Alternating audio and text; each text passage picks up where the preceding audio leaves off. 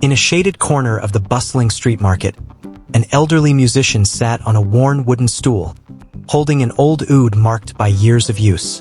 His thick white beard caught the soft glow of the afternoon sun. At his feet sat Leo, a small, skinny gray cat with sleek short fur and bright amber eyes, gazing at the moving strings with quiet fascination.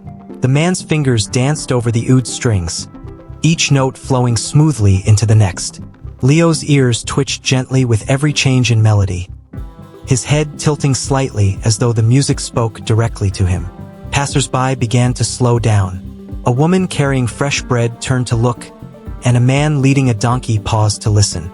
Leo remained still, his tail curled neatly around his paws, the perfect picture of calm. Children gathered, their bright clothes adding color to the scene. They whispered and smiled, pointing at the small gray cat who seemed to be listening as intently as any human. A fruit seller approached, balancing a basket of ripe oranges. He stopped for a moment watching the musician play.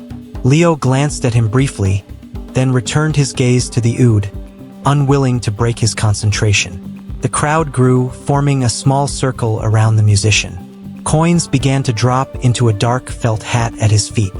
Leo sat beside it, amber eyes calm and steady, as though guarding the moment. The hat filled with coins, their metallic shine catching the light.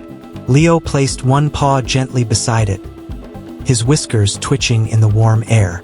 The musician looked down and smiled at Leo, his eyes full of gratitude. The cat returned the gaze, still and peaceful, as if sharing in the man's quiet joy. As the sun began to set, the man stood and lifted his oud, walking slowly through the market. Leo trotted alongside him, their shadows stretching long over the cobblestone street. Later that evening, the market had fallen silent. The old man sat once more,